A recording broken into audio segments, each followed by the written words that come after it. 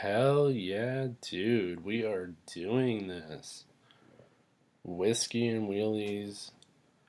I'm going to call this the official episode number one because the pilot wasn't that great.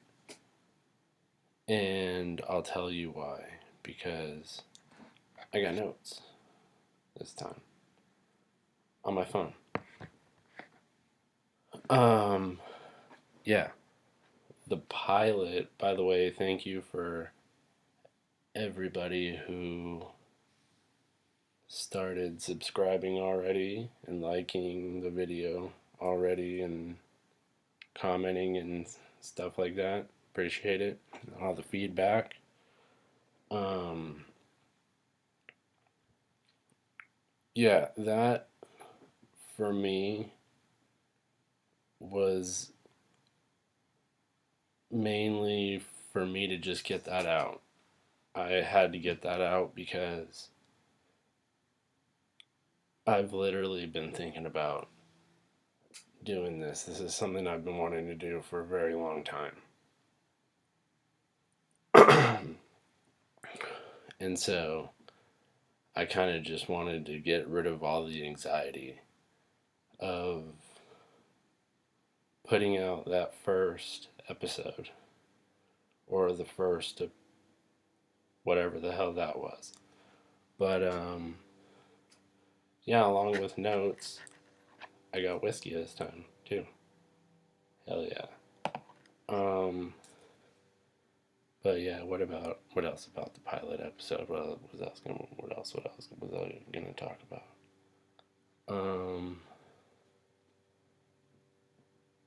I think that's it. Yeah. Yeah, that was just me trying to get that shit out because of just getting rid of the anxiety and whatnot. Um, but yeah, shit's gonna get better. Everything's gonna get better. I promise. I'm gonna get better shit. And yeah, I'm gonna get cooler shit. I'm gonna get a better setup. I'm gonna get all this lighting figured out. The sound. I don't know. Yeah, everything. Um, but yeah, I'm I'm excited because right now I suck at this, but I'm gonna get better. Um, yeah, I'm gonna learn a whole bunch of shit about producing, editing, sound, all that kind of shit. So, yeah, pretty excited. But anyway, let me get into this. Um, First of all, I'm drinking whiskey, clearly. This is Larceny Bourbon. Um, it is, look at my notes. It is a wheated bourbon, which that means in the mash bill, which is just basically the grain recipe, um, they substitute rye for wheat to give it a more like a, I don't know, like more soft flavor, more gentle notes than the more spicy notes you'd get from a rye. Um, but yeah, it is obviously from America, being a bourbon. Um, 51% corn. And I kind of just want to get into the story because I think the story is just hilarious. Um, this guy, there was this guy named,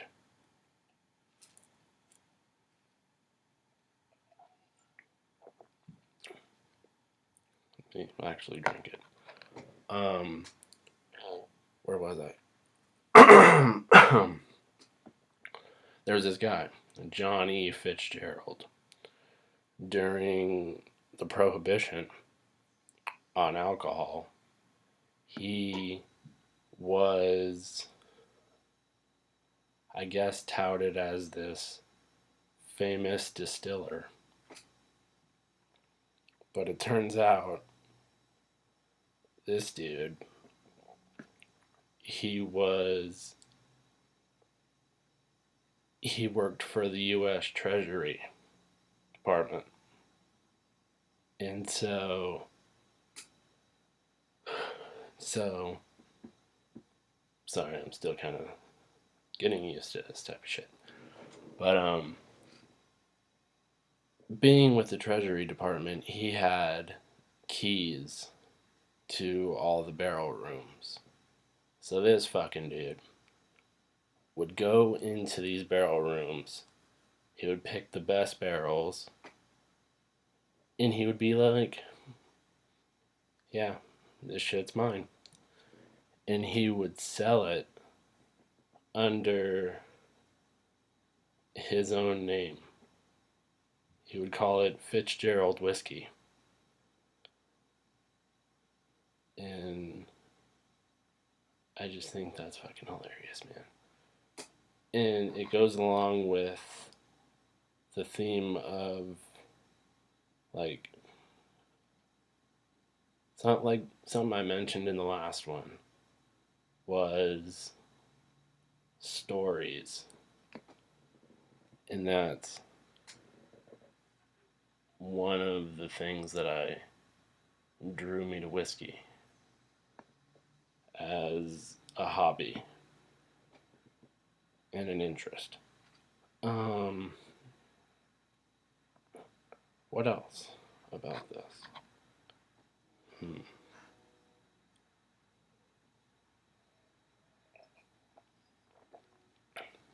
It's like, I've seen videos and stuff on it, and they say it's sparkly. It doesn't have a bite, but I think it's just mainly due to the alcohol, which is what I've heard people say when reviewing the whiskey.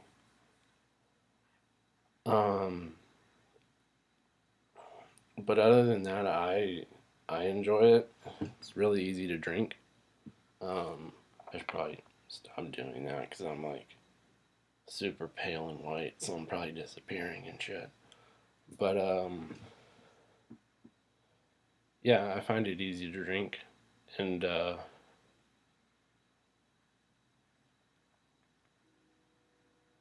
yeah,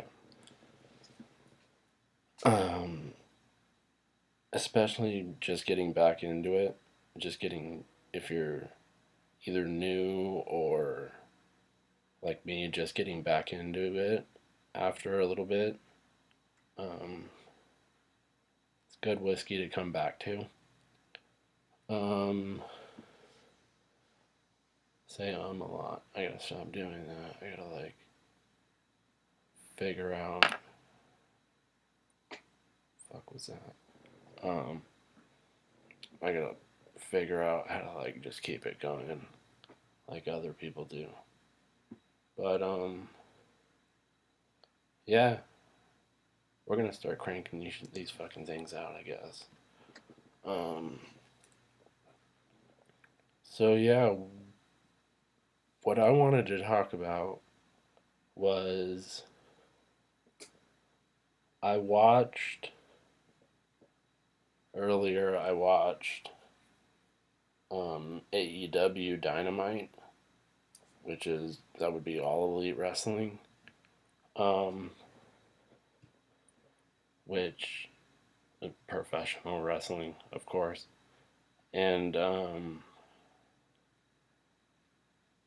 I I've been watching them for I don't know a few months, and they just caught my attention because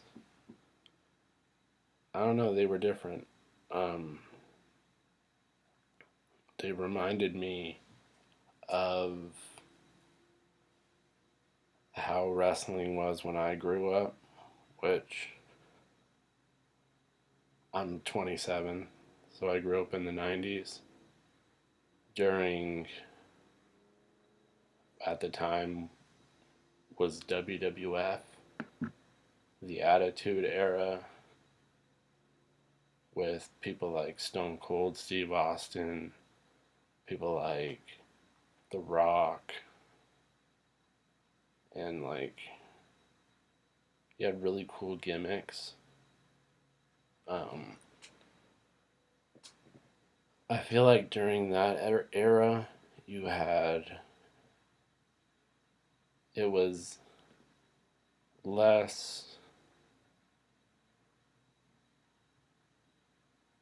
I don't know, less of what it is now. It's like, I don't know, it's not, I don't know, maybe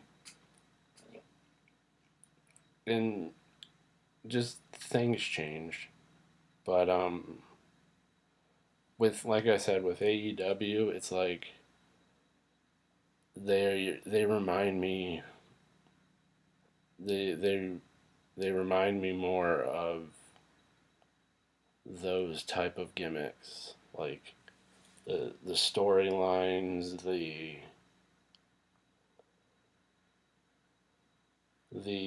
storytelling, the just, I don't know, it was, shit was real. Like, I don't know, I don't know. I just, I appreciate what they're doing because I think they're just bringing something back. And like, I'm by no means like the biggest pro wrestling fan. Like, I stopped watching that shit a long time ago. But AEW kind of brought me back. Um, but like lately, like, you notice, like, since all this coronavirus stuff, it's affecting it's affecting everyone, obviously, but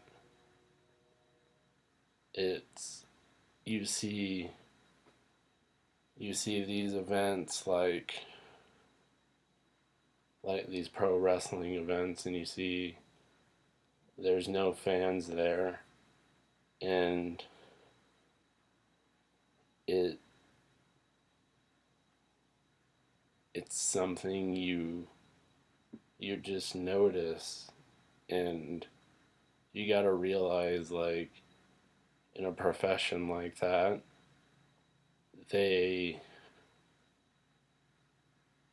the crowd, they feed off the crowd, and the crowd feeds off of them. So it's been obviously unfortunate, but just like with everything else, it's been interesting to see how they manage it and what they do with it. And so far, I think they're doing all right with it. Just with not having fans, their life gives you lemons, you make lemonade.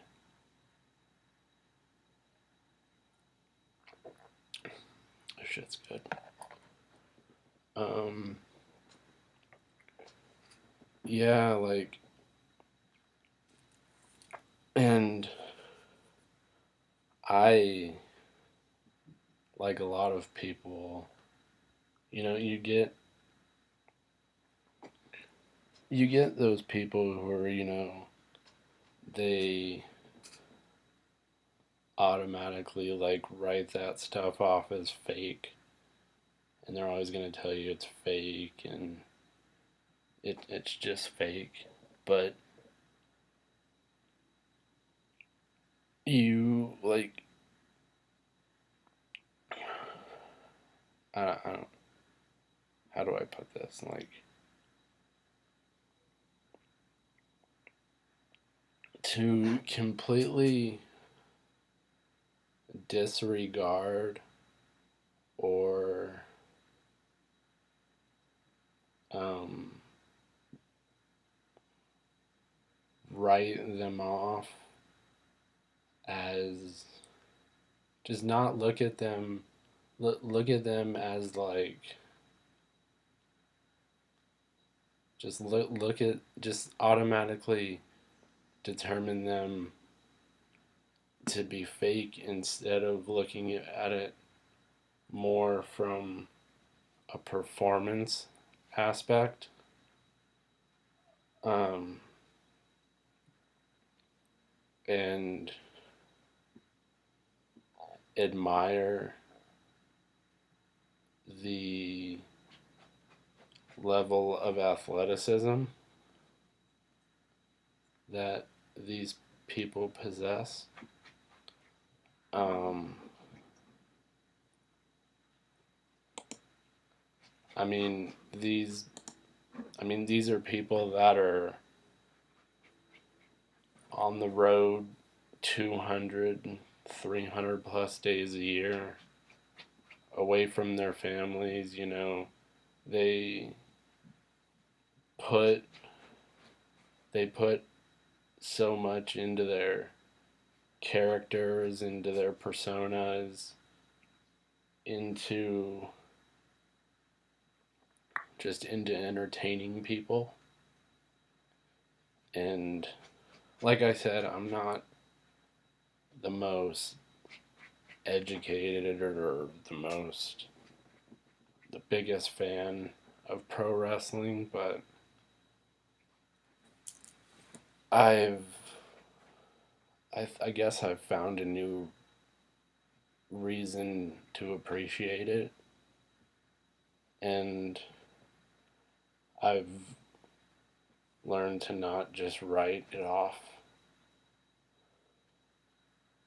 and just say no, it's fake, and completely disregard all of the hard work that you see in the internet age now, where you know a lot of these guys have YouTube channels and vlogs and whatever, and you see them traveling from city to city and state to state and country to country at just all hours of the day and night. And yeah, I don't know. I like I said, I just found a new appreciation for it as I think I want to do with as many things as I can. I want to look at things. I want to look at things that I either wasn't interested in, or I I thought I just looked at and I was like, "Oh yeah, I know what that is." Or like, perfect example is like stand-up comedy. Like, along with pro wrestling, like, I a lot of the podcasts I follow are comedy podcasts. I guess I'm kind of like getting off topic, but that's fine because I kind of still know where I'm going. But yeah, a lot of the podcasts I follow are by stand-up comedians, And so they obviously discuss stand-up comedy quite a bit. And so that got me thinking about just like the different aspects of pro wrestling. There's a million things, a million fine details in stand up comedy. And so I figured that would be a cool thing to start exploring too. Um, and maybe get into something like that eventually.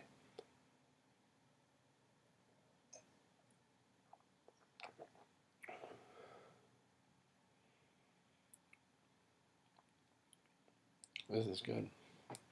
It's really pleasant. It's really drinkable. Um, but yeah,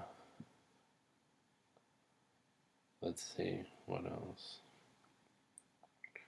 Yeah, like I said, these guys they put a lot into the into all of the all of their the the all of the platforms, all of the entertainment platforms. They they try to get out there and they try to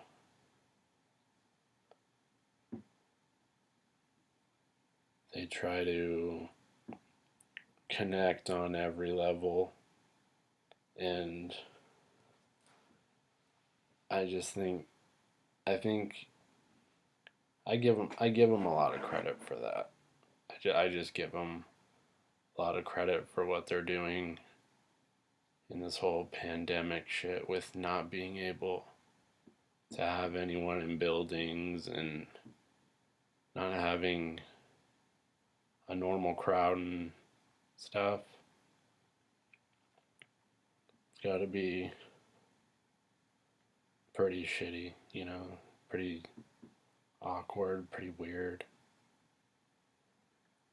Um, kind of like just talking to a fucking camera by yourself at 10:43. Fuck it, it's Friday. What are you guys doing? Probably like me, absolutely nothing because nobody's doing anything.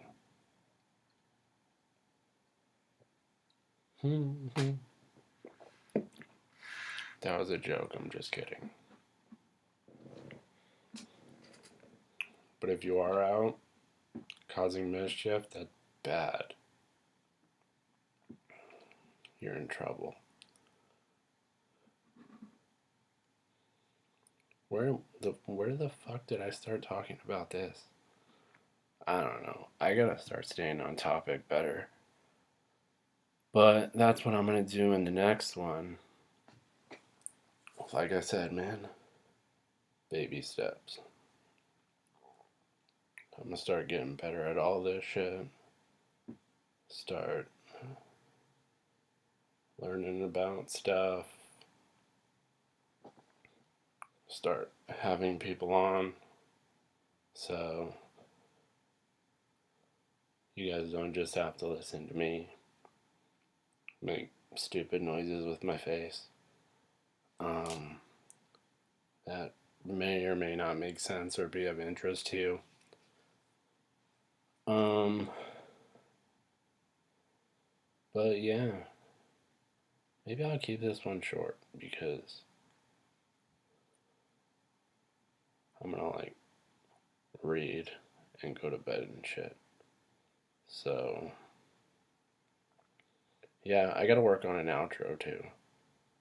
So But for now, I don't know. I guess I'll just say bye. See you guys later.